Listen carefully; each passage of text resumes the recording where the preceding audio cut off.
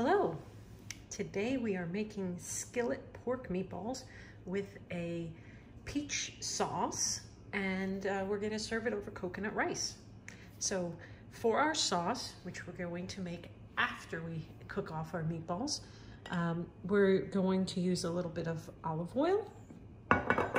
We're going to use 2 cups of diced peaches. You want to make sure your peaches are fresh. We're going to use a ½ cup of white wine. If you don't have white wine or choose not to use alcohol, you can use water or chicken broth. I like the flavor here. We're going to use chopped scallions, about a ½ cup of chopped scallions. You can use red onions in case you don't want to have, if you don't have scallions around. And then we're going to garnish everything with some basil.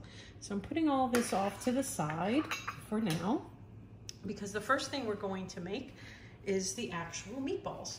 So for that, you're going to need a pound of ground pork. You can find that in the meat section. You're going to need about a ½ teaspoon of ground ginger. I'm using fresh ginger. You can use ground ginger. You can see I'm using my finger because I don't want to waste any here. And I'm going to use this hand to mix it all up. So we've got our ginger. You're going to want to have 3 cloves of garlic, and we've got those all cleaned up as well. They're all diced. You want that finely diced. So we've got that. You're going to want about a ½ cup of diced basil. Let's get all of that out here.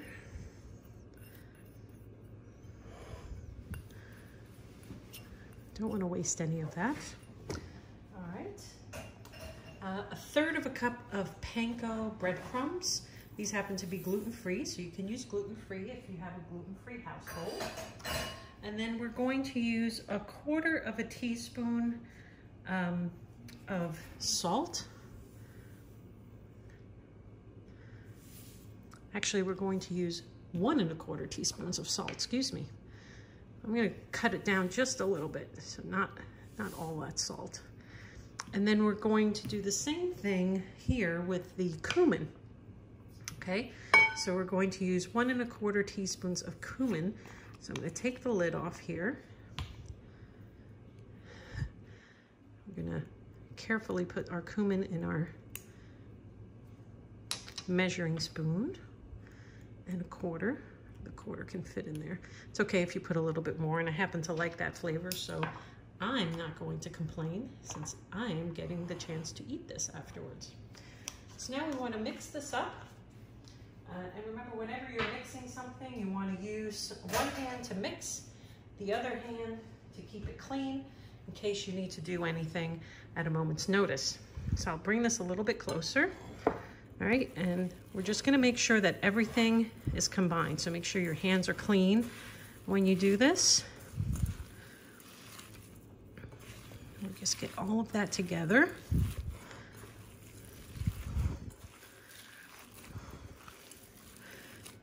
It's going to take a moment, but mix that until everything's pulled together. Okay, so we're going to make our rice now. We've turned on our Instapot. I'm just going to open it up. We have it set for rice at 12 minutes. I'm actually going to turn off the keep warm option because I don't want it to keep warm. Okay, so we're going to make the coconut rice with 1½ cups of long grain jasmine rice. This is something you can find in the grocery store. All right, so we're going to take ½ cup, put it right in, and a full cup. Or you could do 3 ½ cups. But here it is, 1½ cups of jasmine rice. All right. Now we're going to put in a teaspoon of sugar. Let's bring this a little closer. And half a teaspoon, I should say a quarter of a teaspoon of salt.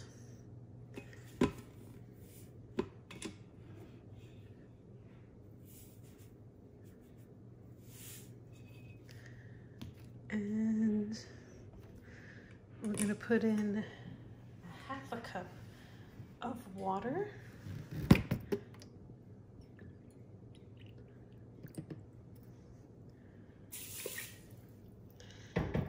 And a full cup of full fat, unsweetened coconut milk. And you'll see this is separated. That's normal, don't worry about that. You just want to put the whole thing in your Instapot. Bring this closer so you can see, because we're going to stir it up. So just pushing it off on the side here, and you'll see all the coconut milk will come out as well.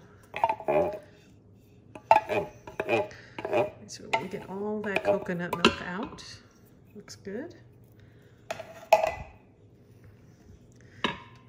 Bring this a little bit closer so you can see inside. I'm just going to stir that up. Break up some of the coconut solids.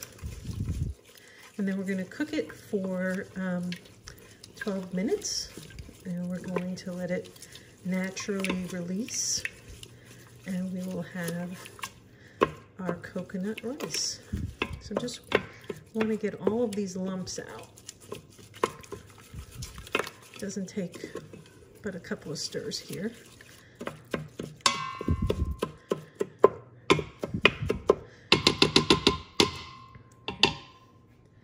And now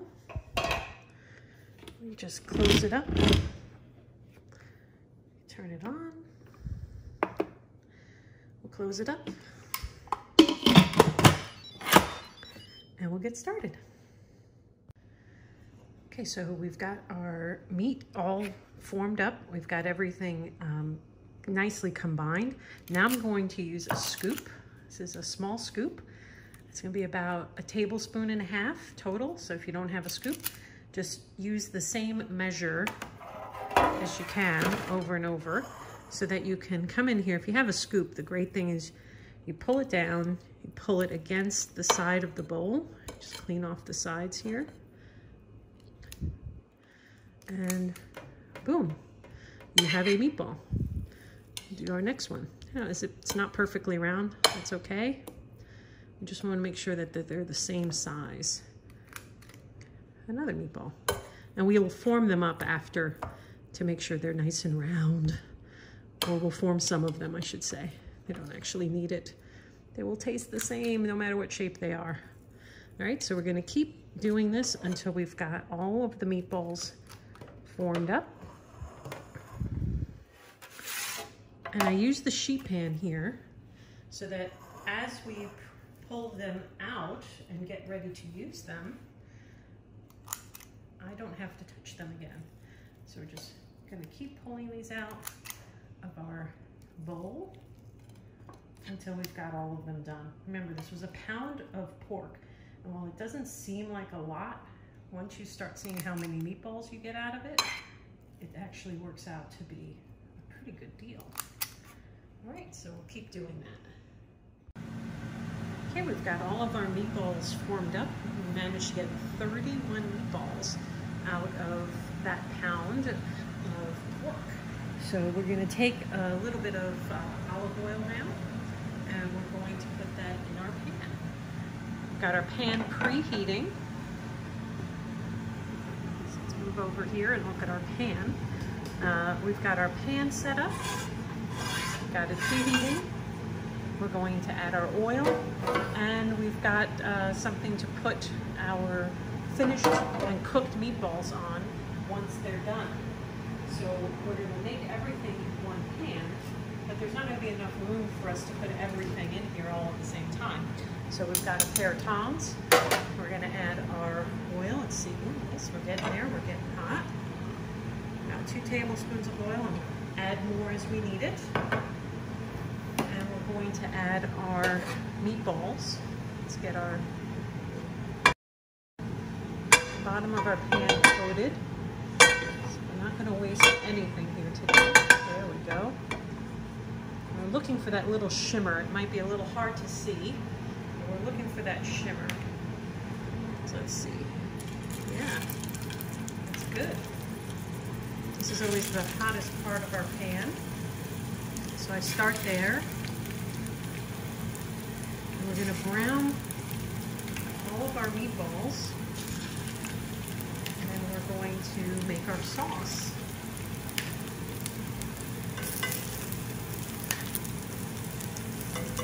Add our meatballs in. There's not that much time in between them, so my order doesn't matter all that much. If I was making bigger meatballs, I would actually put them in concentric circles, and that way I knew which ones I put in first, which ones I put in last. So small, I don't really need to worry about that. All right, so I think that's about half. We're going to let those cook up. We're going to brown them on all sides. And once we do that with this batch, we're going to do the next batch, and then we're going to get our sauce started. Okay, so as you can see, we've got our, raw meatballs over here, and these are our meatballs that are currently browning, and we've pretty much got almost every side now, and we want to make sure nothing burns, so we're just constantly going around. By the time we finish going around once, we have a nice good char on that side that we flipped over. And that's what we're looking for. And these will cook through, I'd say within about 4 or 5 minutes. So as long as your heat is on high, you should be good.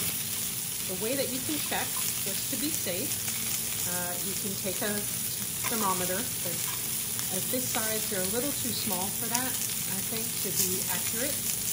What you want to do is just cut one open. Make sure it's not pink in the middle, and you're good.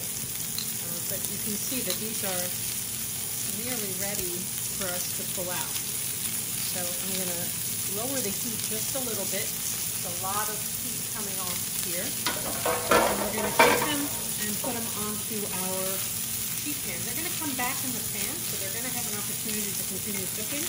But we're going to brown up the rest of these. So we get everybody who's on the outside, because remember they went in first. Get all these out.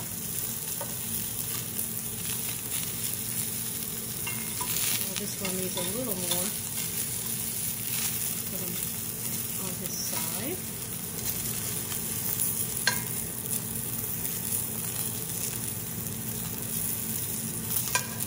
All right.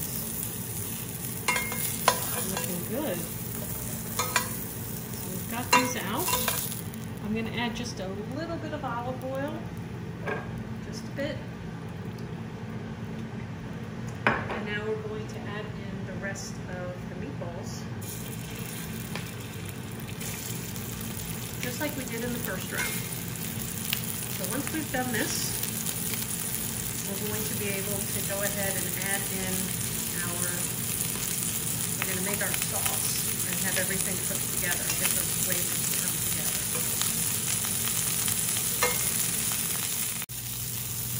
All right, so our second batch are done. We're going to get them out of here. Actually, if they're not fully cooked, they're like right there. Now what we're going to do now is make the sauce, and we're going to re-add the meatballs back in here so that all of our flavors come together. All right, so this part is a little tricky. You want to make sure that when you add your wine, you don't have your face nearby because it's going to steam. We're using that to clean up all the brown bits that's on the bottom of our pan. And when we add our, see how we're cleaning up the pan? But actually what we're doing is getting all that flavor. All right, so you can do that with water. I chose to do it with white wine. All right, we got that. You can think we're good. All those bits are up. We're gonna add in our peaches. And if you don't have peaches, you can use nectarines. So whatever you use, make sure that it is nice and fresh. Fresh, and I should say ripe. You should want to eat these peaches without doing anything to them. I added in my onions, okay, and I'm going to add in the meatballs pretty much right away here. We're going to have that simmer for a couple minutes. The peaches are going to start to break down a little bit. They're going to get a little mushy. And that makes our sauce, if you will. All right, so we get all of our meatballs in here. So if you're counting, there's actually only 30 meatballs now because I did taste one. I couldn't resist. It looked too good. All right, so let's get this out of the way. We've got our flame on medium-high heat. You can see I'm just going to toss these up so everything gets together and nice and healthy.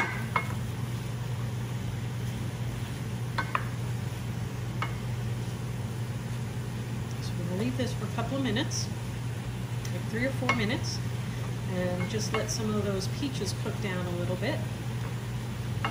And then we'll be ready to plate it all up.